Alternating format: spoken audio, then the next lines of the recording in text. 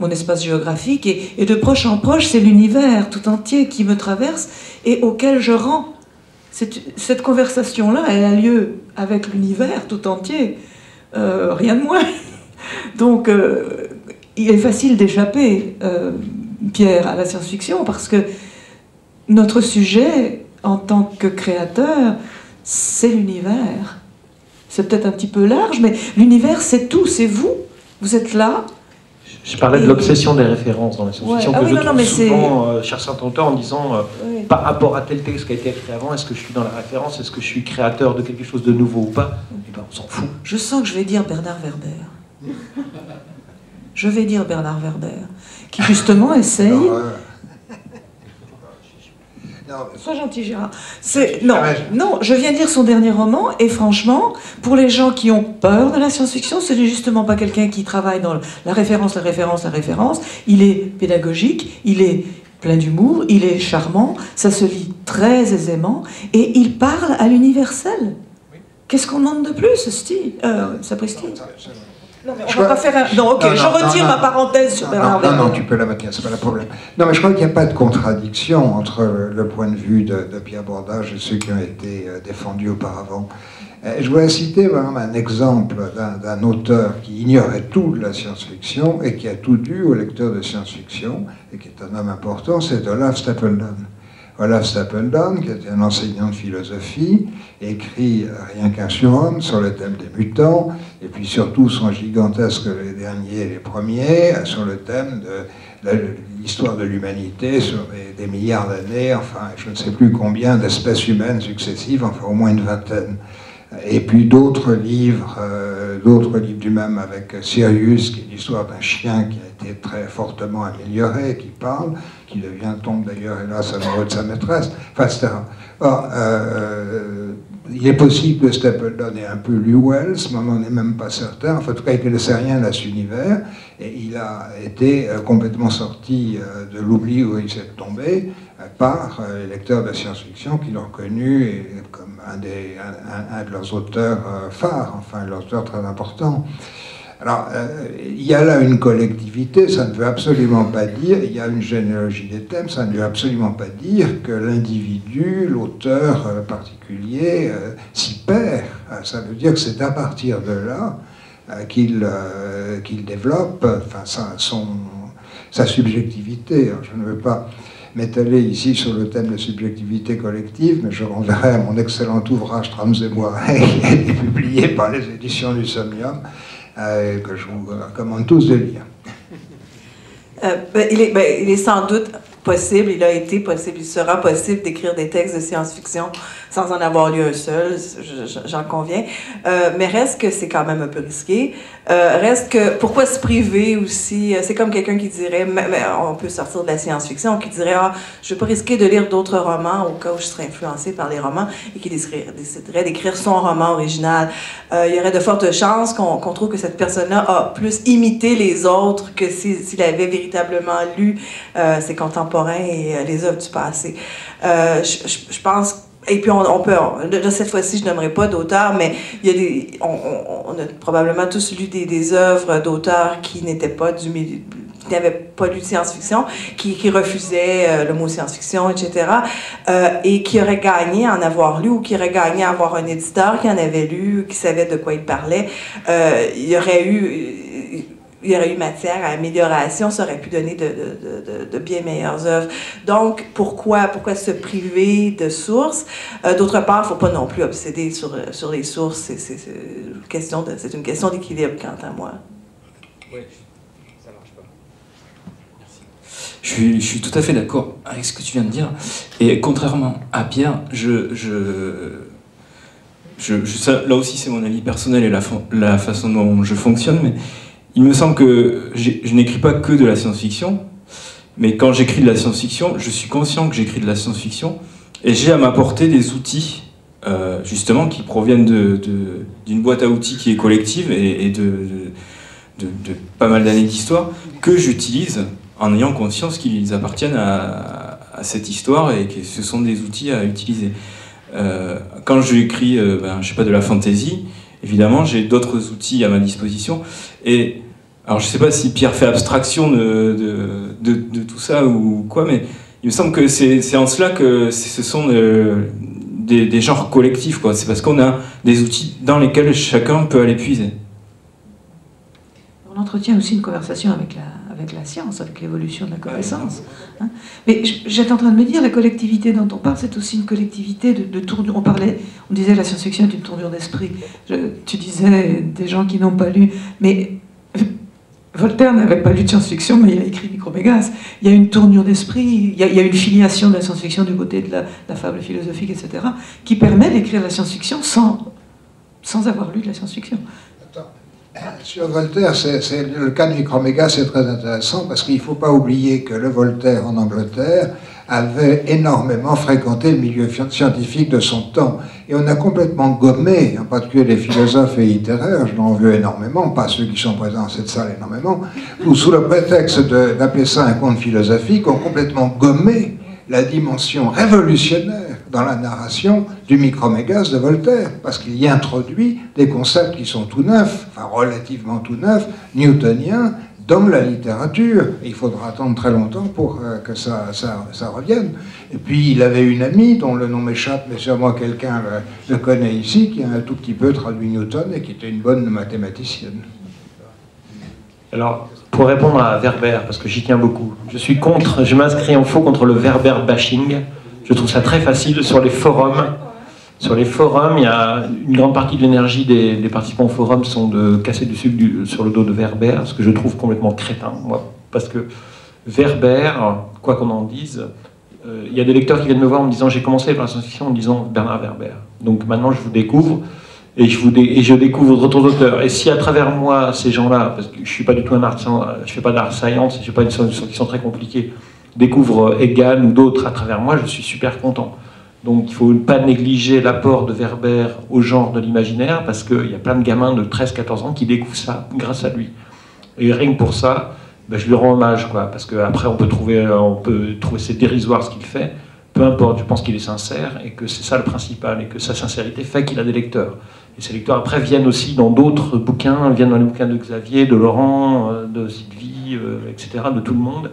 Et ce sont des gens acquis Et puis, pour répondre à l'autre question de Laurent, évidemment, je suis lecteur de science-fiction aussi, hein, parce que pour moi, je cherche le vertige dans la lecture, alors que je trouvais dans les mythologies, je le trouve aussi dans la science-fiction, je le trouve aussi dans la fantasy. Donc l'imaginaire me plaît énormément en tant que lecteur. Mais après, je ne cherche pas à tracer la jeunesse de mes influences, je m'en fous, quoi.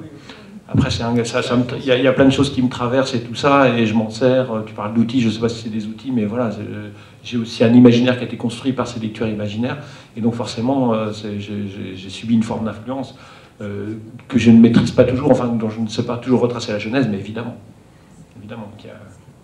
en tant que lecteur, j'adore ça aussi, quoi. Comme l'heure tourne très vite avec ce débat qui est très riche, et que là on s'écarte peut-être très légèrement du thème initial, et pour conclure, surtout si on veut avoir en même temps quand même quelques minutes ensuite pour les questions avant de se retrouver enfermé pour la nuit dans la médiathèque. Bon, en vous écoutant, on a parlé d'abord des imaginaires personnels et de la manière, c'était très intéressant, dont dans la science-fiction, il y a peut-être une certaine spécificité de l'échange au niveau du collectif dans la science-fiction. Et puis je me faisais la réflexion en même temps, en écoutant Gérard, qui parlait de la manière dont on peut retracer la généalogie de certaines thématiques.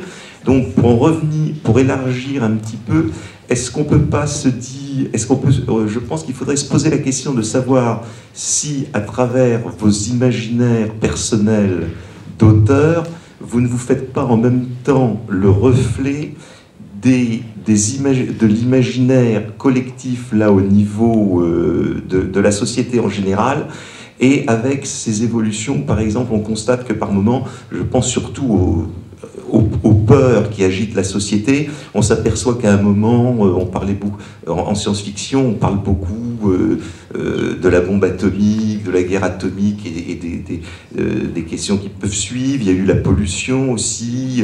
Maintenant, on trouve souvent les thèmes de la génétique et des technologies diverses. Donc, est-ce qu'à travers ça, il n'y a pas aussi le reflet, le traitement de certains imaginaires collectifs.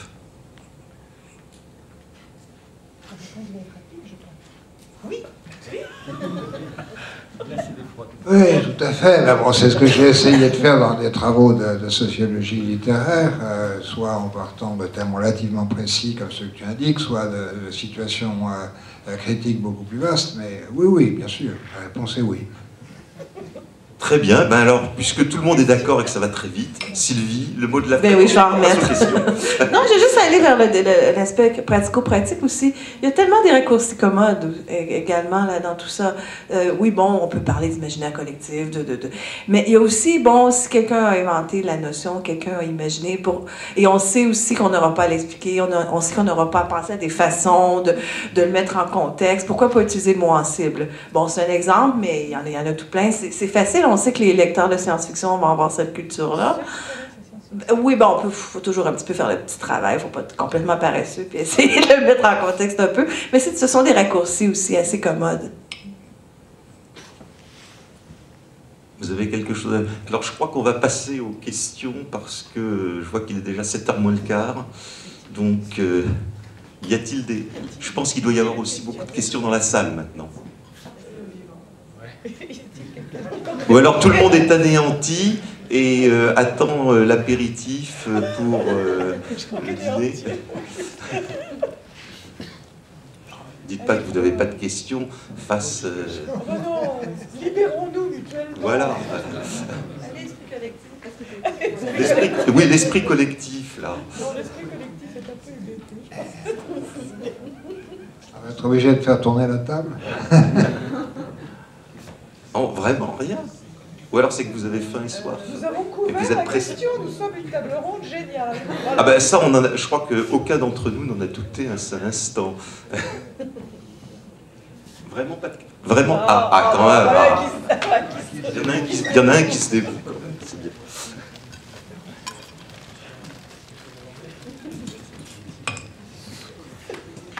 En fait, juste une petite question.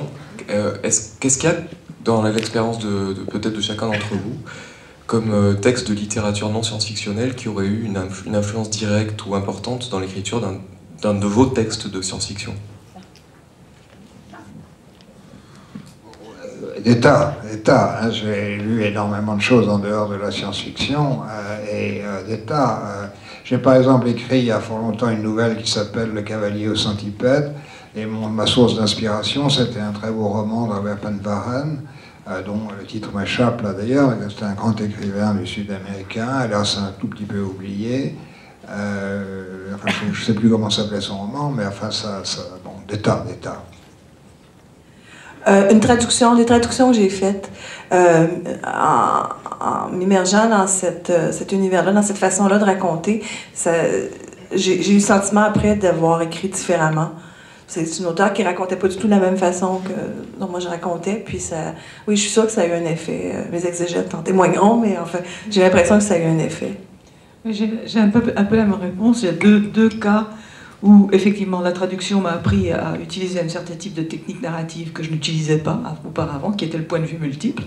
Et l'autre exemple, qui est relativement récent et qui est peut-être le seul cas où vraiment un texte a influencé le contenu d'un de mes romans, c'est la thèse de Bertrand Meheust, Somnambulisme et médiumnité, qui est en 2 tomes, comme ça, qui ont beaucoup influencé, ou qui étaient en convergence tellement totale avec ce que j'avais envie de raconter dans Reine de mémoire, que je lui ai rendu hommage dans la préface, enfin dans les remerciements, parce que vraiment, il y avait là de toute façon, les œuvres de Bertrand me sont une inspiration constante. C'était vraiment une inspiration, oui. Mais c'est la seule fois. Moi, c'est la lecture d'une sélection du Reader Digest. Quand j'étais petit, il y avait Dan Mannix, donc le digeste des mémoires d'un cracheur de feu qui racontait comment un jeune journaliste devient cracheur de feu dans un petit cirque américain des années 30. Bon, là, ça m'avait assommé. Hein. Là, c'est le monolithe de 2001. Hein. J'ai de l'énergie qui est passée. Et à l'époque, je vivais en Espagne, qui c'était l'Espagne franquiste. Et j'ai vu petit un cirque qui s'appelait le Cirque des Rats. Il y avait deux types, un sidecar et une jeune femme qui arrivaient avec des boîtes. Et première boîte, il y avait un rat, deuxième boîte, un plus gros rat, troisième, un vraiment très gros rat. Et à la dernière boîte, il l'ouvrait pas parce qu'on n'était pas prêt à voir le rat. Et la fusion de ces deux choses en très peu de temps ont créé mon imaginaire, j'en suis certain. Alors moi, j'ai eu quelques romans qui échappent aux gens. Il y a eu Siddhartha d'Hermann Hesse.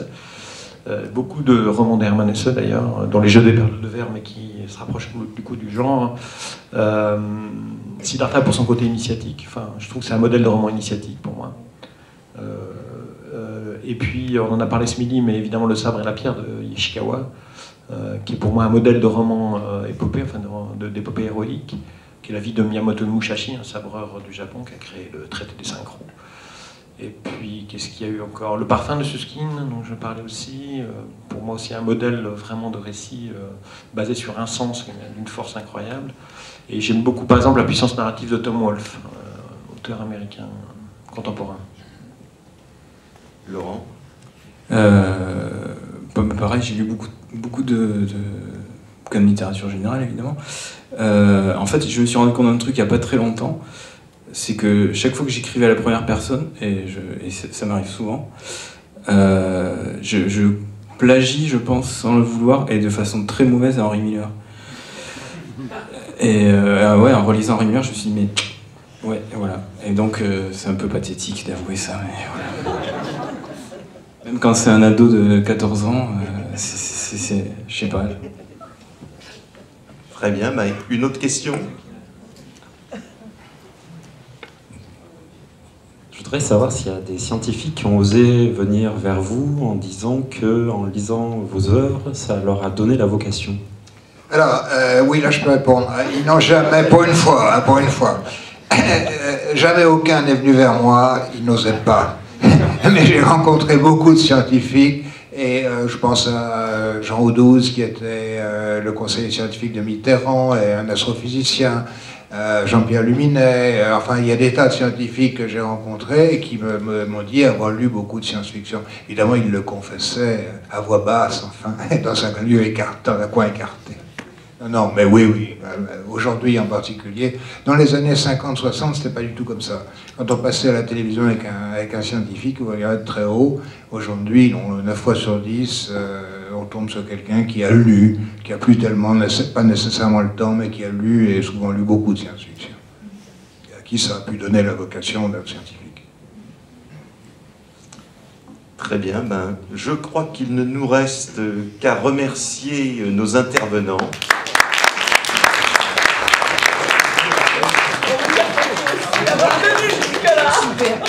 Bravo. Bien, donc maintenant, alors, juste, je redis les détails pour ce soir, petit détail.